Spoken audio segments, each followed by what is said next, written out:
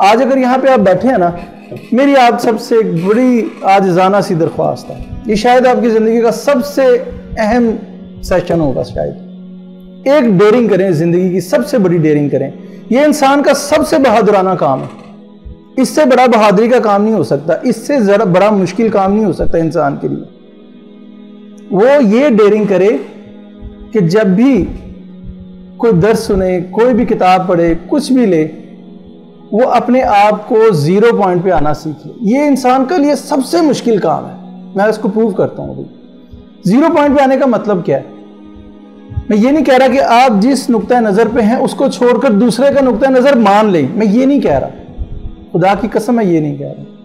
میں 0 پوائنٹ پہ آنے کا مقصد یہ ہے کہ یار ہو سکتا ہے میں بھی ٹھیک ہوں، ہو سکتا ہے یہ بھی ٹھیک ہو، میں اس نیوٹرل مقام پر آ گیا ہوں جہاں پہ مجھے دلیل ملی تو میں اپنا چھوڑ دوں گا، اور اگر مجھے دلیل نہ ملی تو میں اپنے پہ قائم رہوں گا، لیکن اگر مجھے چھوڑنا پڑ گیا تو میں چھوڑ دوں گا۔ یہ ہے 0 پوائنٹ۔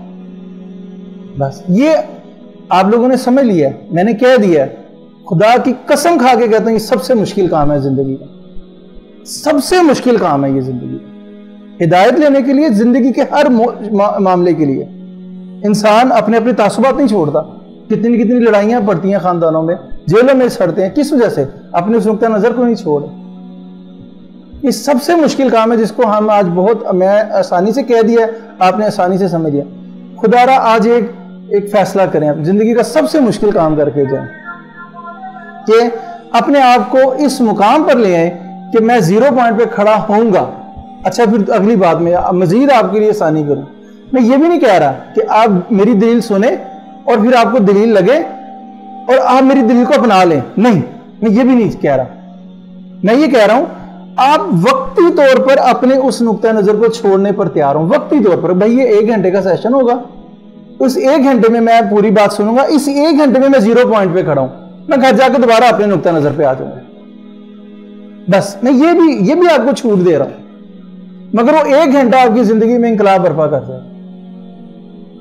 آپ گھر جائیں، اس پارک کیے ہوئے جو آپ کا نقطہ نظر ہے اس کو نکالیں، اس کا کراس ایگزامینیشن کریں، دلیل نکالیں اس کے بھی خلاف، اس کے اپنے خلاف پیپر پہ لکھیں اور اس کو کہیں کہ ٹھیک ہے میرا نقطہ نظر ٹھیک ہوگا تو میں اسی کو مانوں گا، گھر جا کے دوبارہ اس کو اپنا لیں، کوئی مسئلہ نہیں۔ 1 لمحہ دے دیں، بس 1 لمحہ، جب آپ اپنے اس تعصبات کو چھوڑنے کے لیے تیار ہوں۔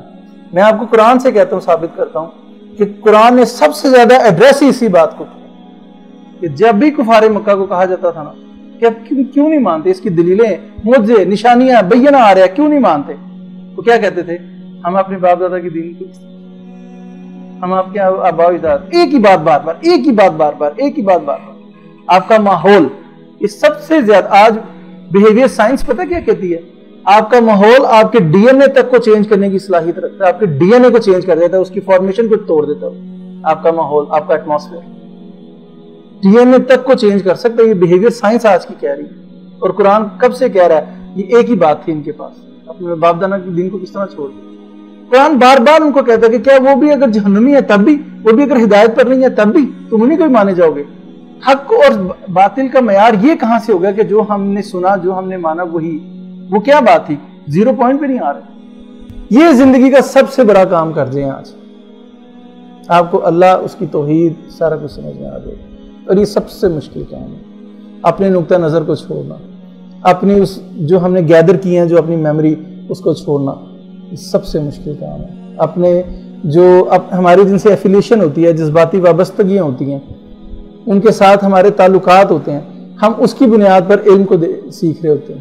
یہ میں نہیں کہہ رہا کہ ان کو 1 لمحے میں ختم کر دیں، ریجیکٹ کر دیں، 1 لمحہ دے دیں بس مجھے کہ میں ان کو چھوڑ سکتا ہوں، میں چھوڑنا پڑا تو میں چھوڑ دوں گا، میں آج اس جگہ پر بیٹھا ہوں، ہدایت مل جائے گی، اللہ تعالیٰ نازل کرے گا آپ کے اوپر ہدایت۔ آپ کو انگلی پکڑ کے زبردستی نہ چلائے تو میرا نام بدل، ہم یہ کام نہیں کرتے، بس یہ نہیں کر پاتے۔ کوئی ایسا گناہ آپ کے ذہن میں آتا ہے کہ ابھی انسان نے کوئی عمل ہی نہ کیا ہو، صرف خیال میں ہی ہو اور اس کا گناہ لکھ لیا جاتا ہے؟ یہ شرک وہ واحد گناہ ہے دنیا کا، شریعت کا جو بھی عمل ہے نا گناہ ہے، وہ جب آپ کرتے ہیں تب اس کا نام اعمال میں لکھا جاتا ہے۔ ایسی جھوٹ بولا تو لکھا گیا. آپ سوچ رہے ہیں کہ یار میں جھوٹ بول کے بچ جاؤں گا, بولنے کی نوبت نہیں آئی, نہیں لکھا گیا. چوری کر لوں گا, پکا ارادہ ہے, نہیں کر سکے کسی وجہ سے, آپ کے عمل میں نہیں لکھا گیا. ایسے ہی ہے نا جی, صرف ایک گناہ ایسا آپ نے سوچا اور وہ آپ کے نام میں لکھ لیا گیا. یہ آپ کو بات کس نے بتائی؟ وہ جب اس نے سجدہ کیا نا بت کے آگے, مورتی کے آگے, وہ تو آخری عمل تھا. اس سے پہلے تو اس کے خیال میں وہ چیز آ چکی ہوئی تھی نا. اس کا شرک تو اس وقت سے شروع ہو گیا تھا, اس کا عمل میں نامہ اعمال میں لکھا جانا اس وقت سے تو شروع ہو گیا تھا. وہ تو ایک ظاہر کا عمل آ گیا نا جس پہ باقیوں سب کو بھی پتا چل گیا. ٹھیک ہے جی, ایسے ہی ہے نا. آپ نے ابھی کسی قبر کو سجدہ نہیں کیا, مگر آپ نے یہ سوچ لیا کہ میں جب بھی جاؤں میں اس کو سجدہ کروں گا, لکھا گیا نا. شرک واحد گناہ ہے جو صرف آپ سوچتے ہیں, آپ کے نام اعمال میں لکھا گیا. ٹھیک ہے. اور اب آپ اگلی بات سن. آج یہ سارے جو بھی ہیں نا سارے یوری کا ہی ہیں, یہ آپ کو کتابوں میں نہیں ملیں گے. ٹھیک ہے, یہ جو میرے سیکھا ہے تھا میں آپ کو دے رہا ہوں. ہر بندے کا خدا ہے, ہر بندے کا خدا ہے. اللہ تعالیٰ نے جو آپ کو اور مجھے مکلف کرا, اس نے ایک بڑا کرم کیا ہے. اس نے انسان کے اندر وہ ذاتی ارج جو نا ڈال دی ہے کہ وہ ہر لازمی کسی نہ کسی کو پوجے گا, لازمی کسی نہ کسی کو خدا مانے گا. کوئی نہ کوئی ایک ایسا ہے جس سے وہ سب سے زیادہ پیار کرے گا. یہ اس نے ہر بندے کے اندر ڈال دیا. ایتھیسٹ کے اندر بھی ڈال دیا. وہ بھی اپنی عقل کو پوچھتا ہے, اپنی سائنس کو پوچھتا ہے. کوئی بتوں کو پوچھے گا, کسی کو, کوئی مال کو, کوئی اولاد کو پوچھتا ہے, کوئی دنیا کو پوچھتا ہے, کوئی مال و اسباب کو پوچھتا ہے. ایسے ہی ہے نا. مگر کوئی نہ کوئی ایک ہے اور وہ اس کا خدا ہے. اللہ نے آپ کو مجھے ہر حال میں ہمیں ایسا بنایا کہ ہم ہر حال میں کسی کو پوجیں گے ہی پوجیں گے, اس کی بندگی لازماً کریں گے. ہماری اسائنمنٹ پتہ کیا ہے؟ ہم نے صرف خدا کا چناؤ کرنا ہے, اس کو سلیکٹ کرنا ہے. بس اتنی سی اسائنمنٹ ہے ہمیں. نہیں بات ہے.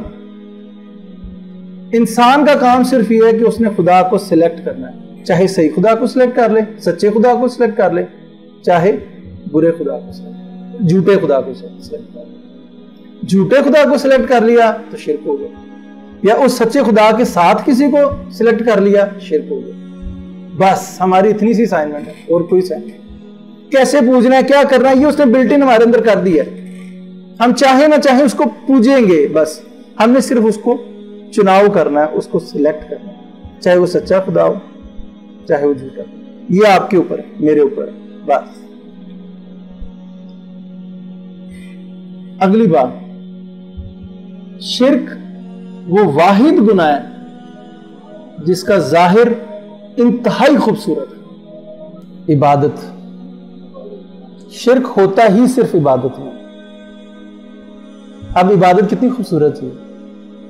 مثلا میں مثال دیتا ہوں, میں بہت خوبصورت نماز پڑھ رہا ہوں, پورے رکوع سجدہ ہر چیز ٹھیک, بالکل ظاہر کتنا خوبصورت ہے, سجدہ بھی کر رہا ہوں اور بظاہر رکعت بھی طاری ہو رہی ہے. ٹھیک ہے, ہو سکتا ہے آنکھوں سے آنسو بھی بہ رہے ہوں, مگر دل میں یہ خیال ہے کہ میں کسی کو دکھانے کے لیے, یار یہ بندے کو کہیں یار اس پہ تو بڑی رکعت ہے, پر نماز پڑھتا ہے تو اس کے اوپر تو آنسو رکعت طاری ہو جاتی ہے.